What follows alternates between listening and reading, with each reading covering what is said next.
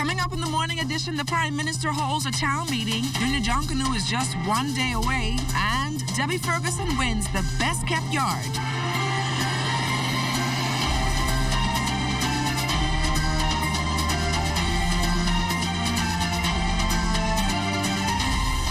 It's the middle of the week and a bittersweet day for us here at the Broadcasting Corporation. Good morning and welcome to the Morning Edition. I'm LaDawn Davis. And joining us live here on the Morning Edition to tell us how things are shaping up weather-wise is Chief Meteorologist Basil Dean. Hello, Basil. Hi, LaDawn. Our ZNS Tower Cam is showing near clear skies overlooking the water tower in Nassau City, and satellite pictures showing that old frontal boundary now well to the south of the Bahamas, and that weak high pressure will continue to influence the weather over the northwest and central islands during the course of this day. But outside of our studios, it is patchy clouds, temperatures 66 degrees, relative humidity at 87%. We have westerly winds at 8 miles per hour. The barometric pressure 1,017.0 millibars, that's 30.03 inches, and it is steady. Temperatures around the islands this morning, 63 degrees in Green Toll Key. Also, Freeport reported 63. Marsh Harbor at 64. The Berry Islands, 68 degrees. As we take you into Harbour Island, 71. 71 also in Roxanne and Eleuthera. Outer Cat Island, 72. 68 degrees in Staniel Key, Kemps Bay, St. Andrews, Fresh Creek, and Central Andrews, all reporting 68 degrees. San Salvador and Rum Key at 72 degrees in San Salvador. 75 in Clarence Town, Long Island, Crooked Island. Betsy Bay may go on to 77, 77 in Acklins, Ragged Island 75 degrees, 78 in Matthew Town in Niagara, the Turks and Caicos Islands at 79 degrees. And your boating forecast for today in the northwest and central islands, the winds north to northeast 10 to 15 knots, the wave heights 2 to 4 feet. Tide-wise, going to be low at 10:10 this morning, high tide at 3:56 in the afternoon. For the southeastern islands, winds northeast at 12 to 18 knots, wave heights 3 to 6 feet. That's going to do it for your first look at weather, the morning edition. Stay tuned, your forecast for today and tonight is still ahead. Thanks a lot, Basil. Meanwhile, traffic reporter Sieska Adderley is standing by with traffic cops to tell us what we can expect on our streets this morning. Hello, Sieska. Good Wednesday morning, one and all. It's a chilly one, and we're coming to you live from the city center, better known as Rosslyn Square. And joining me is Sergeant Jerron Thompson from the Traffic Division. Good morning, Sergeant Thompson. How are you? I'm great. Good morning to you. Good morning, Bahamas. Now, Sergeant Thompson, let's talk to overnight incidents. Are there any incidents that you wish to report this morning that occurred within the last 24 hours? Yes, in the last 24 hours, we had a total of 9 accidents, one of which involves injuries. And we also had a traffic fatality. There was an accident over the weekend where a passenger of a vehicle would have passed yesterday, sometime yesterday. Okay, now, Sergeant Thompson, the number of accidents may have decreased, but like you said, one resulted in a fatality. What do you want to let motorists know to avoid this happening? Just drive within the rules and regulations of the Road Traffic Act. Once you would adhere to the rules and regulations, you will find yourself not being involved in an accident. You also need to stay alert for other motorists and pedestrians and persons, children playing in the streets or what have you. Okay, now, Sergeant Thompson, as I said earlier, we are in the city center. What challenges do traffic officers have to deal with or encounter in this particular part of the island? Persons just with inattention, persons on using their handheld devices, their cell phones, not paying attention when the light switches or running in the back of vehicles or just simply knocking on pedestrians because they're not paying attention. Okay, now, Sergeant Thompson, Junior Jonkanu is taking place right here in the city center tomorrow night, so I know you're going to talk in more detail about that tomorrow, but just quickly run through some of the things that we would need to be aware of traveling through this area tomorrow evening. Tomorrow evening, you should expect traffic to be diverted along the wharf sometime around 4 p.m. That is 2 hours before the event. So vendors and all necessary personnel, they have their specified times to be in this area. And we're going to uphold that time. So if they come with beyond the time specified, they will not be allowed to this area. All right, now, Sergeant Thompson, it's a hump day. What do we need to know to get us through hump day and the rest of the week traffic-wise? Just pay attention, proper planning and preparation. All right, thank you so much. Well said. Sergeant Jerron Thompson from the Traffic Division. Pay attention, be alert, leave out on time, and most of all, adhere to the traffic laws. Back to you in the studio, LaDon. Thanks a lot, Sieska. Now on to our top story this morning. Residents from southern New Providence, including South Beach, Pinewood Gardens, Bamboo Town, Nassau Village, Golden Gates, and Marathon constituencies heard more about the government's economic plan last night. Prime Minister Dr. the Most Honorable Hubert Minnis held a town meeting at the C.V. Bethel Senior High School to better inform residents and Bahamians in general on his government's plans for economic growth and recovery. Altavis Munnings was there. Just about 24 hours after delivering his first national address for the year, Prime Minister Dr. the Most Honorable Hubert Minnis reiterated some of those details on his government's commitment to bolster the national economy at a town meeting for residents of Southern New Providence at the C.V. Bethel High School Tuesday night.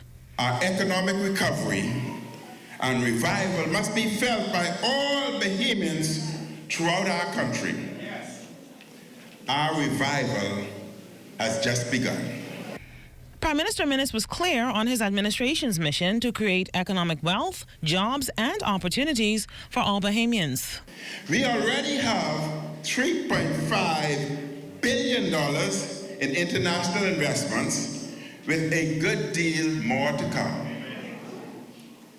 This will mean more jobs and an expanding economy, so that the economy would work better for each and every one of us. Parallel to the economic boost is stemming the flow of crime nationwide, and the government plans to add more human resources to all national law enforcement agencies. We need more customs officers as we continue to modernize the modernization of customs, which began under the previous F&M administration. As we continue to hold a firm line on illegal migration, and as we reform the immigration department, we will need more immigration officers. We need even more policemen on the streets protecting Bahamians and residents. Altavis Munnings, ZNS Network News. All systems are go for the 31st annual Junior Junkanoo Parade on Thursday on Bay Street at 6 p.m. 19 schools will participate, including 6 preschools, 5 primary schools, 4 junior high schools, and 4 senior high schools. Coordinator of the Junior Junkanoo, Pastor Henry Higgins, is encouraging the general public to support the school children in the exhibition of Bahamian culture.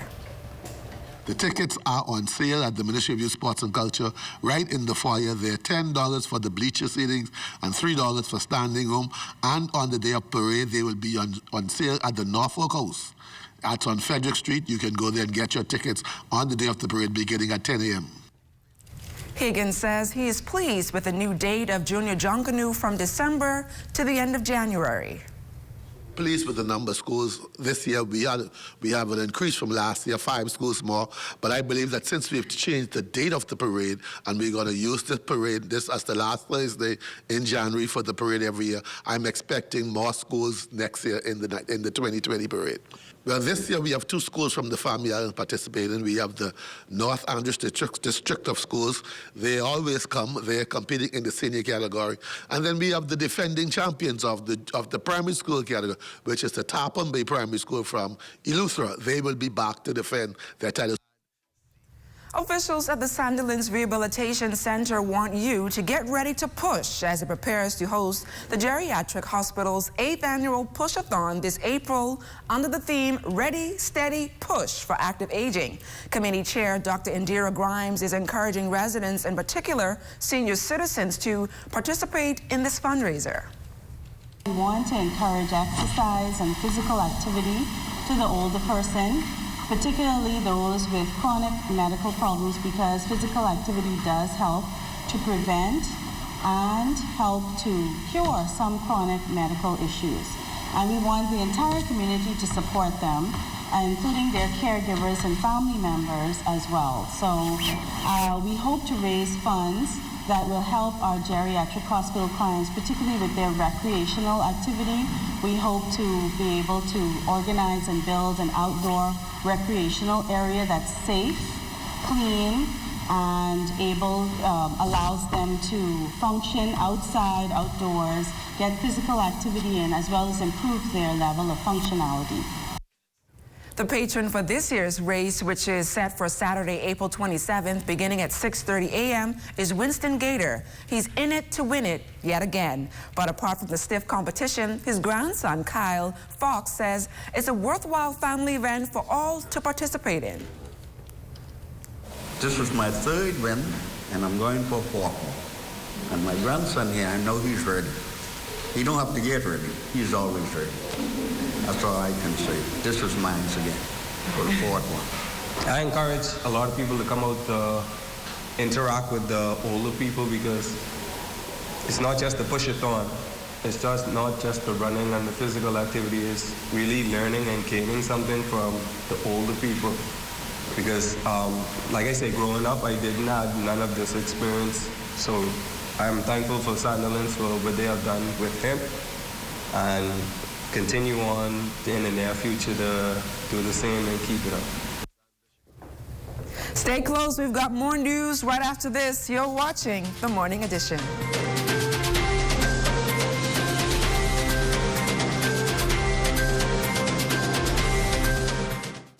It's time to get some love from your bank. Make your 2019 financial resolutions a reality by getting up close and personal with your friends at Fidelity. Make it a date with free financial planning, debt consolidation, and an ASU savings account.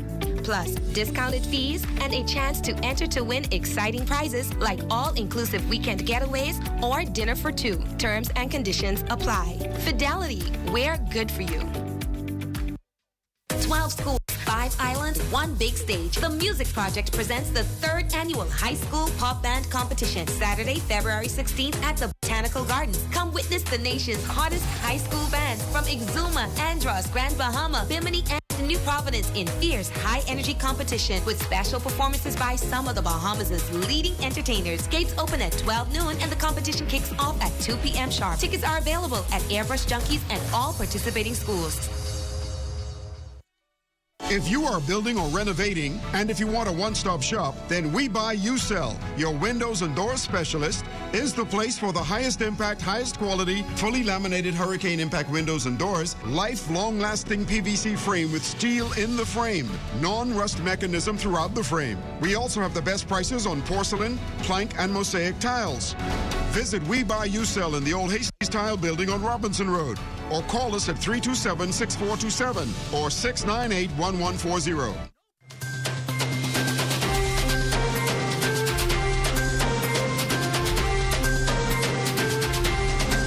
St. Anne's School Board presents The Real Thing, a musical. Here this morning to tell us all about it is Quinn McCartney, Board Chairman, and Samantha Cartwright, PTA Executive. Lady, gentlemen, welcome to the Morning Edition. Thank you. Pleased to be here. Talk to us a little bit about this actual musical. Why a musical? Okay, well, this was put on in November by the Shakespeare in Paradise Group, and they've graciously allowed us to host one evening, Wednesday, the 20th of February, for our fundraising activity, and so this is why we're using it. It's a very, very good musical, very, very enjoyable. I saw it in November, and so I encourage everybody to come and see it to help raise funds for St. Anne's School. So who's starring in this musical? Well, it's a talented cast. I know there's Tex Turnquest. There are quite a number of persons. They're not persons from St. Anne's School, but from the Shakespeare in Paradise Group. Yeah. So professional actors and actresses who are doing a professional job in this musical. And Samantha, where will the proceeds, or who will the proceeds of the play go to? Well, definitely St. Anne's School. Yeah. But I'm also here to talk about another fundraising effort that we're having, our PTA, our steak fair and stakeout that's being held on the 23rd, which is Saturday, the 23rd of February. And so we're excited because we know that in order to get things done there in Blue Wave County, we need help. We need help from community members. We help from alumni, just persons who are willing to support. And so we want everyone to come out, not just to the musical, definitely on the 20th, but definitely on the 23rd to our stakeout and fun day. We have an alumni fete, we have a dance, we have a fair, we have so many things that are going going on the 23rd. Whatever you need, we have it there at St. Anne's. It's going to be in the school grounds. Definitely, we will have a lot of activities, a lot of food, definitely our steak and chicken. So come out and buy those tickets, $12, which is VAT inclusive. But definitely, we know that every booth, whatever you need, we will have it there. We will have our zip line, we'll have various activities for the kids, bouncing castles. We have snow cone, we have Taste of the Islands, Caribbean flavor, roti, jerk, count salad. We have pow, right on the money getting there. And so we definitely know there's a lot in store. And so the kids look forward to the dance that we actually have featured as well. From 3 to 5, we have a dance that for the little ones. So primary school age students are welcome to come and have a great, clean, old fun, great time there in our auditorium, our hall. And definitely the high school students look forward to the dance later on in the evening. But what we have is the Alumni Fete for those parents, starting at 7 in the evening, who will have students or children in the dance or just have nothing to do, want to kickstart the carnival season. Come on down, we have it there for you as well. And then we'll have drink specials all night for that as well. So how important is it to have events like this for, I guess, the school to boost the Very, very important. You know, we are trying to make the schools more self-sufficient, and so we're relying on alumni, parents, friends of St. Anne's to help us raise funds for the school. So these activities are both fundraising activities. The funds will be injected right back into the school to help the development of the school, get the much-needed resources that our students need to make sure that St. Anne's remains on the cutting edge. And so we ask members of the public to please support these events. Come out and see us on the 20th. The Real Thing musical are very, very enjoyable. The whole theater that evening is dedicated to St. Anne's School. We'll have some of our students before and after the event showcasing their talents, some of our musical students, some of our artists. And so we will also have light refreshments for you to socialize after the event. So we're encouraging everybody to join us on Wednesday, the 20th of February, and of course, Saturday, the 23rd. So where can they purchase tickets for the stakeout and the musical? The school is the box office for the musical and as well as for the fair. Any member who's affiliated to St. Anne's will be able to get you some tickets. And so just give us a shout and we'll be right there. Okay, Ms. Cartwright and Mr. McCartney, thank you so much for joining us here on the Morning Edition. And best of luck to both of you on your initiatives. Thank you so much. Thank you so much. With its mandate to promote a clean environment, the National Pride Association recognized yet another Best Kept Yard recipient right here in the capital. Lewis Yard resident Debbie Ferguson is the latest recipient of the prestigious Environmental Award. On Tuesday, Ferguson, along with family and friends, received the Environmental Ambassador Award during a special presentation at her home. Here's her story. Every morning, around like 6:30 or so, I just scale up and just clean the yard, and then when I finish with the yard, I just go to the road. Keeping her home on Maycock Street and the community of Lewis Yard clean, green, and pristine has been the goal of 62-year-old resident Debbie Ferguson. For 18 years, the new environmental ambassador has been diligently landscaping her home personally and ridding the community of debris, hoping to attract more Bahamians to the historic area.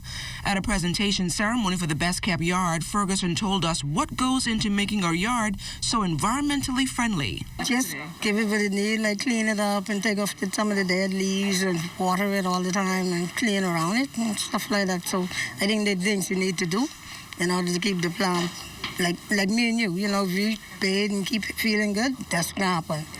And is it costly to actually maintain? Very costly. But I take it as a part of my children. Just what I do for my grandkids, that's what I do for the yard and for the plants. Director of the National Pride Association, Joanne Johnson, says hundreds of Bahamians have received the Best Kept Yard Award and is driving home the message that cleanliness is next to godliness. We understood that she cleans the entire street. Plus, she painted the wall at the end. She usually weed the grass on the sides of the street, plus plant all the plants.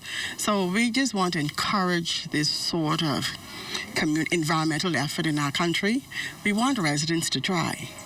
You know, we notice some of our areas are really getting distressed, and we want residents to just take this on.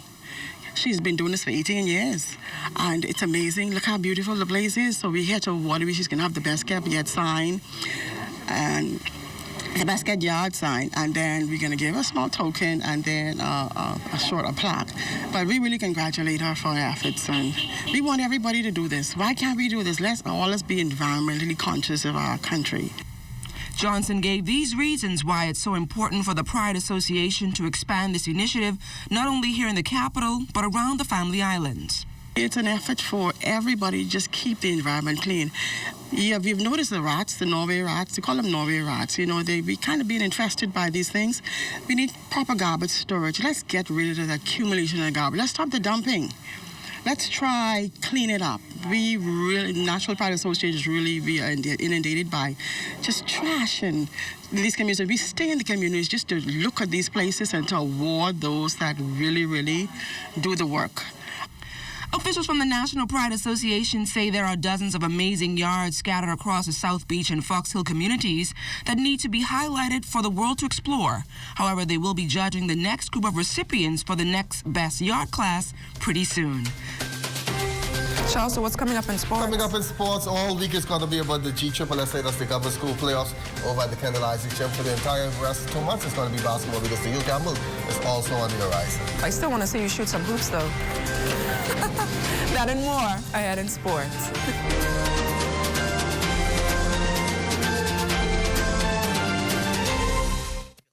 12 schools, 5 islands, 1 big stage. The Music Project presents the 3rd annual High School Pop Band Competition, Saturday, February 16th at the Botanical Gardens. Come witness the nation's hottest high school bands from Exuma, Andros, Grand Bahama, Bimini, and New Providence in fierce, high-energy competition with special performances by some of the Bahamas' leading entertainers. Gates open at 12 noon and the competition kicks off at 2 p.m. sharp. Tickets are available at Airbrush Junkies and all participating schools. Like when you're on the island and you're trying to duck the mosquitoes? Yeah. Pretty much.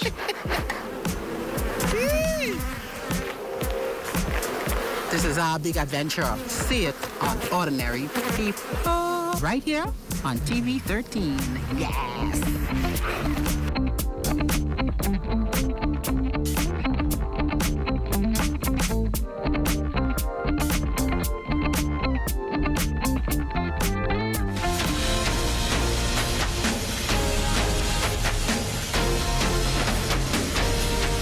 Good morning once again. The government school playoffs will once again bouncing over at the Kendall Isaacs Gym. The 2nd and 3rd place teams going at it. Let's start first with the senior boys.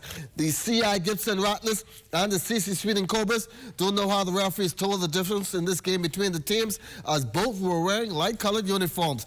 Back and forth game, no team able to go up by more than 4 points at any point, and with under 30 seconds left to play, the Rattlers were up 75-73. But down the stretch, CI would take control and win this one 79-73. Then Rico Burrows 19 and Chad Smith 17 respectively for CI. Clifton Barr game by 27 for the Cobras. Joshua Anderson and Anton Williams both with 14. CC shot the ball extremely well. I mean, hats off to them, the way they shot the ball.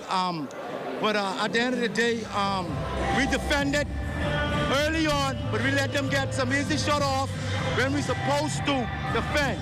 They shot the ball in the last minute in the game, they shot it well. But that's the game of basketball. But we were mentally tough down the stretch to close out. We made some key baskets. When they fouled us, we made some key free shots down the stretch. And that determined the outcome of the game. Senior girls, after seeing their senior boys pull off the shocker the day before over the Doris Johnson Mystic Marlins, the Anatole Rogers Timberwolves came out and put their game with C.V. Bethel out of reach from the opening quarter as they cruised to a 40-18 momentum builder Game 1 win. They came out in the last 3 quarters and they executed. They really pressed hard on the defense and that bring the offense for us. And this game right here was a payback because the first game we lost to them and right now we're trying to take it 1 game at a time. Junior boys play between the young AFRD Tigers and Sage Reefs much closer. These two are some battles in the regular season and they continued in Game 1 of the playoffs. But the Raptors wanted this one most, nipping the Tigers 37-36. First half was pretty okay, but then coming into the second half, when they got lackadaisical, that kind of made the game uneven. So when that happened, that's how AF was able to make the run. They get too comfortable with the lead. I guess they thought they win it from the second half, but basketball don't work like that. You got to play to the last till the whistle blow at the end of the game. Back to another lopsided affair. HO Junior girls won this one from the opening tip. 68-14 over the Sharks of SM. At first and didn't have any bite at all. Jeremy Bethel 15, Shavea Phillip 15, Johnny Cunningham 13, and Chanel Stewart 11 for a balanced Lion attack. SC was holding us for a while. They had us in the first 2 quarters. I don't know what they did. They went back and they came back with some sort of defense. And after the guards started to figure out what was going on, then we just rally up and we came back. And the playoffs will continue once again over at the Kendall Isaac Gym today. Do or die, staying alive Wednesday. See you there. And that's sports. Thanks for watching.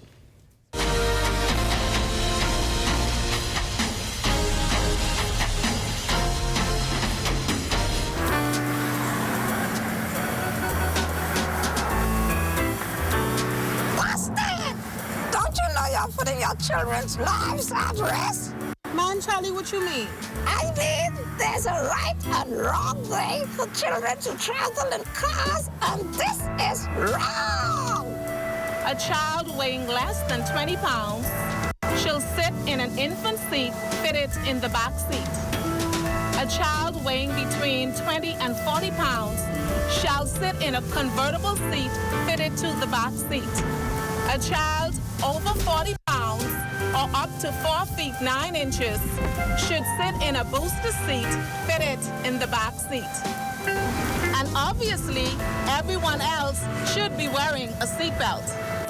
This means you too, Mommy.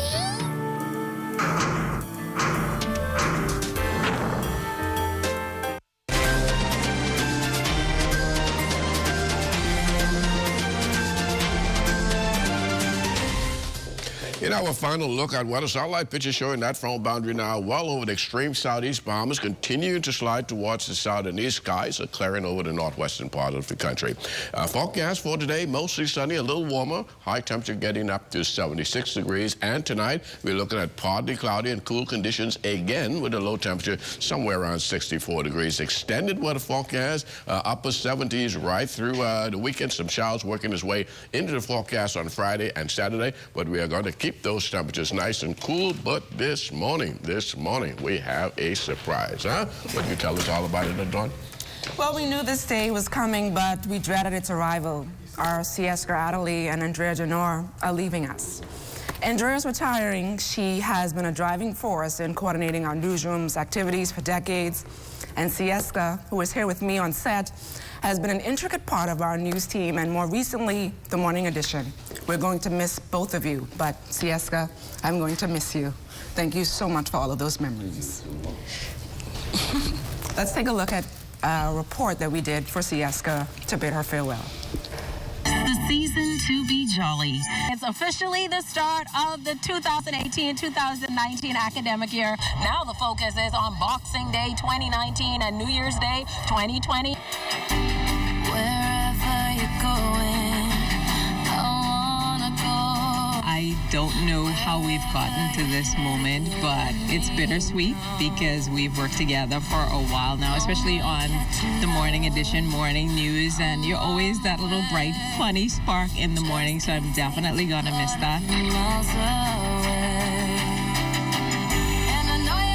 We wish you the best. Continue to be a trailblazer. Continue to probe. Continue to ask questions. Continue to be the unique person that you are. My relationship with Sieska has stemmed far beyond the walls here at ZNS. I know that Sieska has this go hard or go home type of attitude when it comes to news. At least when I go to my phone, I'll be able to see you. I will listen to terrorizing me, Rodney, and watching the clock for when I get in the car. I've seen you grow over the past few years, and I'm really quite proud of you. I will tell you this, though. Always remember, you can be better than you are now, and stay humble, because that's what's going to get you through. Humility is everything. It was a good run, and I wish you all the best in your new endeavors. Enjoy. Nothing but the same old song.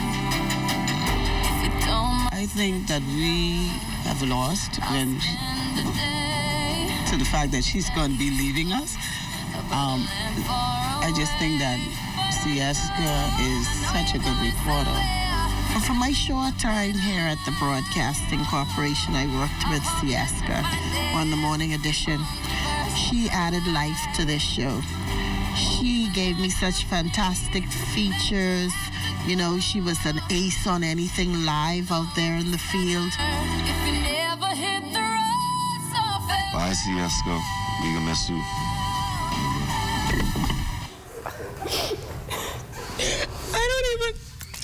I don't know what to say other than thank you.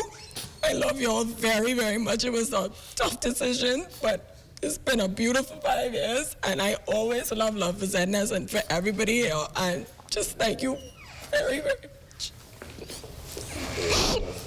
So I'm gonna give you the honor of signing off for us for last time. I'm not gonna say this the last time, because you never know, right? So thank you so much for watching The Morning Edition.